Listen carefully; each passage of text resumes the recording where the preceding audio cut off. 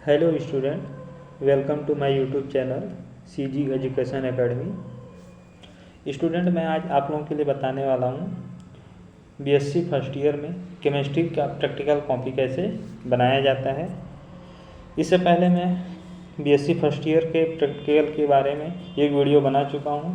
ये मेरा second video है जिसमें केमिस्ट्री प्रैक्टिकल्स कैसे लिखा जाता है या कॉपी में कैसे उसको बनाया जाता है उसके बारे में बताएंगे। तो आइए देखते हैं, शुरू करते हैं।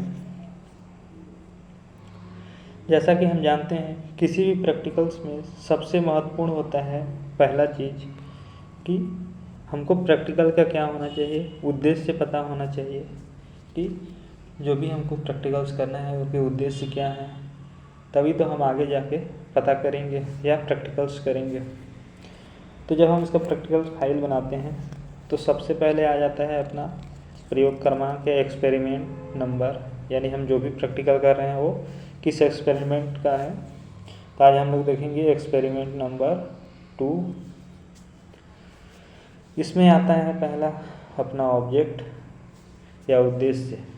तो हमारे प्रैक्टिकल्स का उद्देश्य है प्रयोगशाला में दिए गए अज्ञात कार्बनिक पदार्थ में क्रियात्मक समूह का परीक्षण करना। यानी प्रयोगशाला में जो भी हमको अज्ञात कार्बनिक पदार्थ मिलेगा उसमें फंक्शनल ग्रुप का परीक्षण करना होता है या फंक्शनल ग्रुप निकालना होता है। अब हमको हमारा उद्देश्य जो है पता हो गया है कि हमको करना क्या है। तब इस प्रैक्टिकल्स को करने के लिए क्या होता है, कुछ रिक्वायरमेंट होती हैं जिन्हें हम आवश्यक सामग्री बोलते हैं।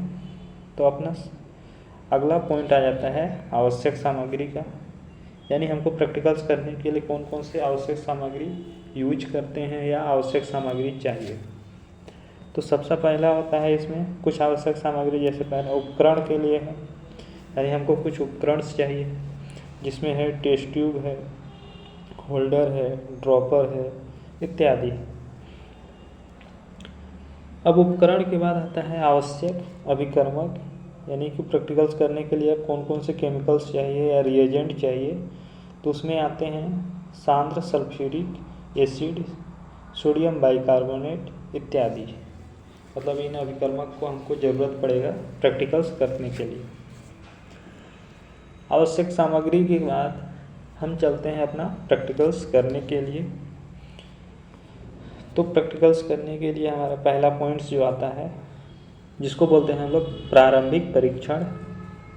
अभी प्रारंभिक परीक्षण में देखते हैं कि कौन कौन से प्रारंभिक परीक्षण करने होते हैं। तो प्रारंभिक परीक्षण जो है अपना सबसे पहले आता है वो है अवस्था, यानी जो भी प्रैक्टिकल्स के लिए हमको कंपाउंड मिला है वो कौन सी अवस्था में है। तो उसकी अवस्था क्या हो जाएगी, ठोस क्रिस्टल। फिर आता है रंग, यानी कि जो भी कंपाउंड मिला है या मिक्सचर मिला है उसका रंग क्या है। तो आज का हम जो भी कंपाउंड या प्रैक्टिकल जो लिख रहे हैं उसका जो भी रंग क्या था वो सफ़ेद था। इसके बाद आता है अपना गंध का, कौन से गंध पाया जाता है।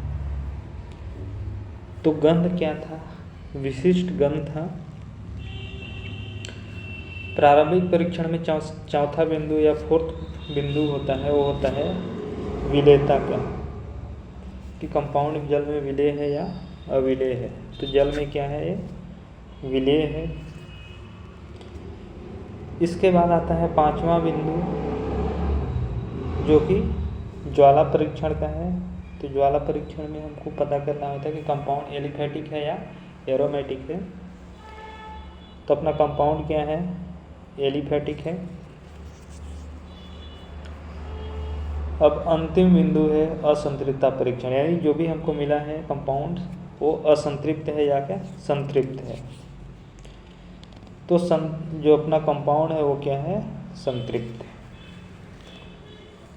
तो स्टूडेंट इसको अपने प्रैक्टिकल कॉपी में जब हम इसका प्रैक्टिकल रिकॉर्ड बनाते हैं तो इसको सेम ऐसे ही एज इट इज अपने कॉपी में उतार लेना है। अब इसके प्रारंभिक परीक्षण हो गए, इसमें 6 बिंदु कंप्लीट हो गए हैं। तब आगे लिखना शुरू करते हैं। और सेकंड पॉइंट होता है या बी नंबर होता है वो एलिमेंट टेस्ट का। तो जो भी हम आज प्रैक्टिकल किए हैं या जो भी अपना कंपाउंड आज लिख रहे हैं उसमें क्या है कि कोई भी एलिमेंट प्रेजेंट नहीं है, इसलिए हम लोग क्या सीधे लिख देंगे कि एलिमेंट टेस्ट में नाइट्रोजन सल्फर हाइड्रोजन क्या है, अब्सेंट है। यानी कि इसमें नाइट्रोजन सल्फर और हाइड्रोजन क्या है, अब्सेंट है, इसमें नहीं पाए जाते हैं। तो ये था अपना तत्वों का परीक्षण। जब हम एलिमेंट टेस्ट कर लेते हैं तो हमको जब एलिमेंट में अगर कोई भी चीज़ें प्रेजेंट अगर रहता है सपोज, तो क्या होता है उस एलिमेंट का जो भी टेस्ट होता है वहाँ यहाँ पे क्या करना होता है, लिखना होता है। तो ये हो गया बी तत्वों का परीक्षण। अब इसके बाद जो आता है वो होता है सी नंबर, जिसको बोलते हैं क्रियात्मक समूह परीक्षण। जो हमारे प्रैक्टिकल का मेन एम था वो यही था, क्रियात्मक समूह का परीक्षण करना। तो क्रियात्मक समूह का परीक्षण करने के लिए हम सबसे पहले क्या करते हैं,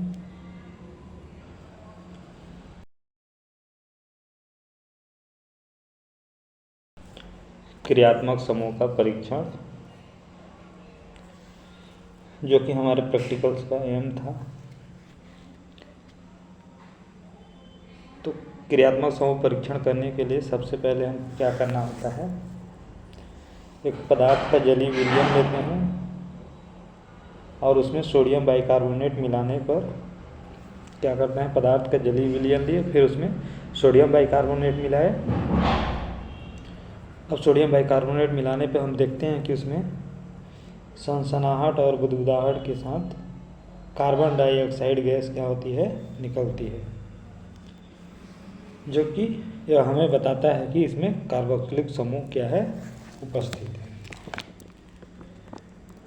तो हमारा कार्बोक्सिलिक समूह जो है फंक्शनल ग्रुप के रूप में निकल के आया।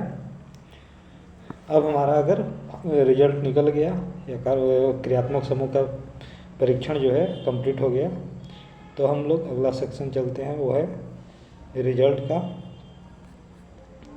तो चूँकि रिजल्ट में सीधा एक ही पॉइंट निकालना था, तो हमारा रिजल्ट हो जाएगा प्रयोगशाला में दिए गए अज्ञात कार्बनिक पदार्थ में क्रियात्मक समूह कार्बोक्सिलिक एसिड उपस्थित है, यानी कार्बोक्सिलिक ग्रुप क्या है, उपस्थित है। अब रिजल्ट के बाद आ जाएगा लास्ट, वो अपनी सावधानियाँ, यानी प्रयोग करते समय लैब में हमें क्या है, कुछ सावधानियों का ध्यान रखना होता है ताकि प्रैक्टिकल्स आसानी। तो पहली सावधानी है वो है